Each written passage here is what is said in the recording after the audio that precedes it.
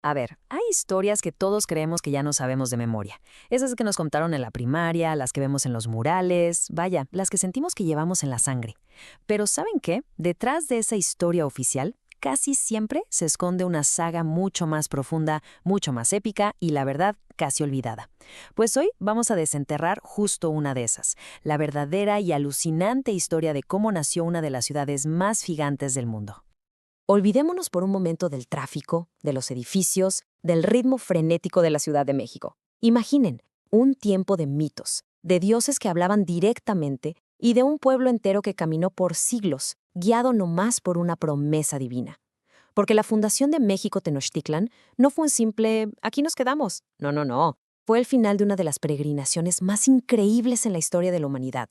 Y hoy la vamos a recorrer juntos, paso a pasito. Ok, para entender el final de este viaje tan largo, tenemos que regresar al punto de partida, a un lugar que hasta hoy sigue envuelto en misterio, un lugar que los historiadores todavía debaten dónde estaba exactamente, un sitio legendario conocido como Aztlán. Miren esta imagen, es del Códice Aubin y nos muestra cómo se imaginaban Aztlán. Vean, una isla en medio del lago con su templo en el centro.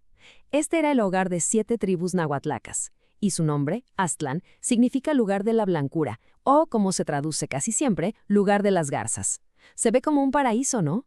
Pues sí, pero era un paraíso del que un pueblo estaba a punto de irse para siempre. Bueno, pues de esas 7 tribus que vivían tranquilamente en Aztlán, había una que tenía un destino, digamos, diferente. Eran los mexicas. Ojo, todavía no eran el imperio superpoderoso que conocemos. Eran solo un clan más entre varios. Pero su dios principal, el que los cuidaba, tenía un plan maestro para ellos. Y ellos estaban ahí, esperando, quizás sin saberlo, una orden que iba a cambiar sus vidas y el mapa del mundo para siempre. Y esa orden llegó, y no crean que fue una sugerencia, ¿eh? Fue un mandato divino, una voz que retumbró en la cabeza de los sacerdotes y líderes mexicas, la llamada que dio inicio a esta tremenda odisea. Uf, esta imagen de verdad, pone la piel chinita. Aquí vemos el momento exacto en que los mexicas dejan Aztlán. Fíjense cómo van en sus canoas, dejando atrás el único hogar que habían conocido. No están huyendo, no están explorando. Están obedeciendo. Están empezando un viaje sin mapa, sin un destino claro, confiando ciegamente en la fe que le tenían a su Dios. Este es el primer día de un viaje que iba a durar más de 200 años. Una locura. Y bueno, ¿quién era este Dios tan exigente? Su nombre, Huitzilopochtli, el colibrí zurdo. Para los mexicas, él no era un Dios lejano, allá en el cielo, para nada. Era su general, su estratega, su protector personal. Hablaba con ellos a través de los sacerdotes, que cargaban su figura en un bulto sagrado durante todo el camino. O sea, cada decisión, cada parada, cada batalla, era dictada por él. Era literalmente su brújula divina. Y la promesa de Huitzilopochtli fue tan específica como espectacular. Les ordenó buscar una tierra prometida, pero para hallarla tenían que encontrar una señal súper particular, casi imposible, un águila real parada sobre un nopal devorando una serpiente. Justo donde vean eso, les prometió, ahí se van a establecer, ahí van a construir mi templo, ahí van a fundar su ciudad y desde ahí van a dominar el mundo. ¿Así nomás? Con esa promesa grabada en el corazón, los mexicas se pusieron a caminar. Pero esto no fue un viaje de semanas o meses, ¿eh? Fue una travesía que de verdad desafía la imaginación. Una prueba de fe que duró varias generaciones.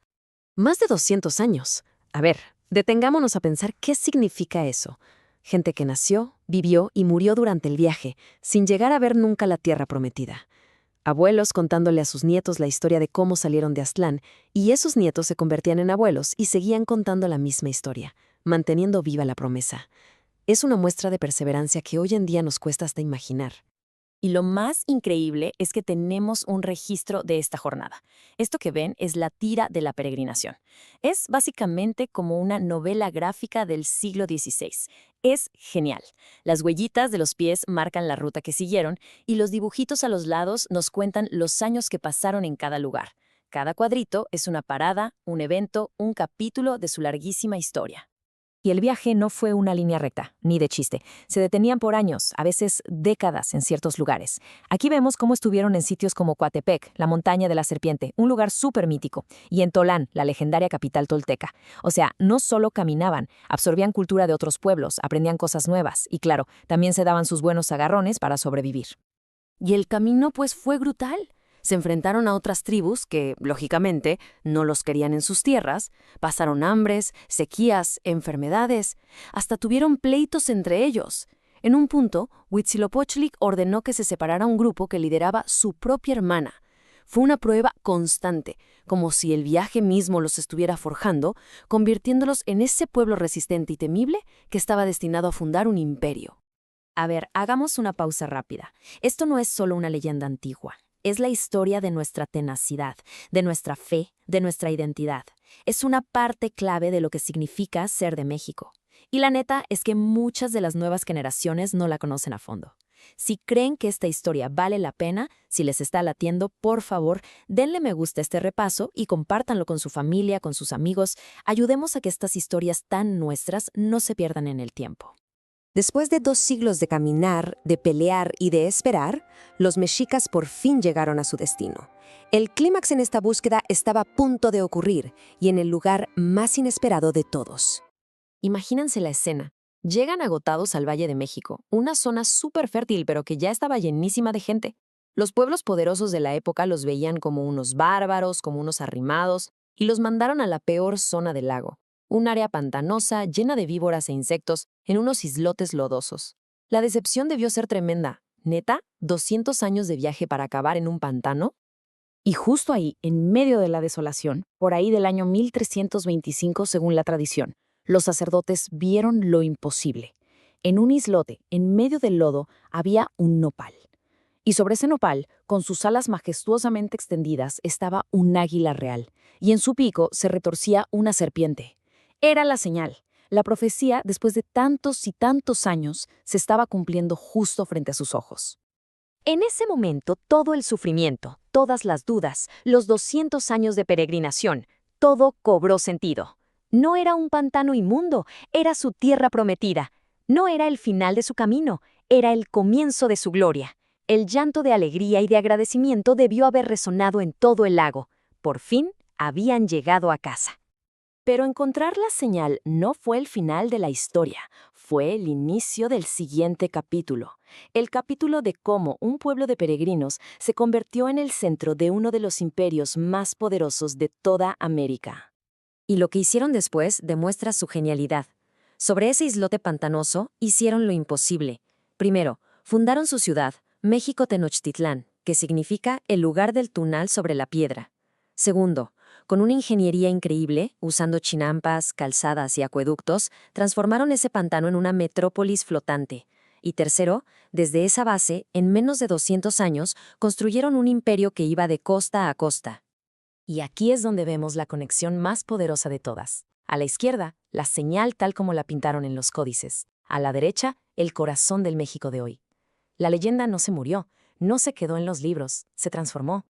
Cada vez que vemos la bandera de México, estamos viendo el final de esa peregrinación de 200 años. El águila, el nopal y la serpiente. Ese momento cumbre de su fe y su aguante se convirtió en el símbolo máximo de nuestra identidad nacional. Está en las monedas, en los edificios, en el corazón de toda la gente de México. La leyenda está vivita y coleando.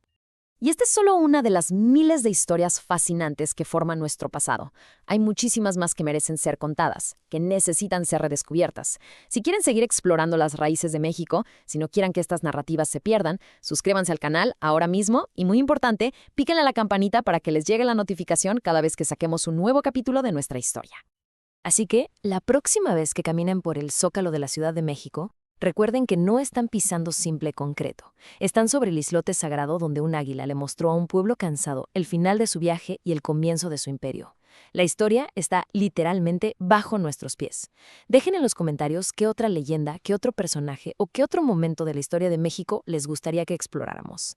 Muchísimas gracias por haberse quedado hasta el final de este recorrido. Nos vemos en la próxima.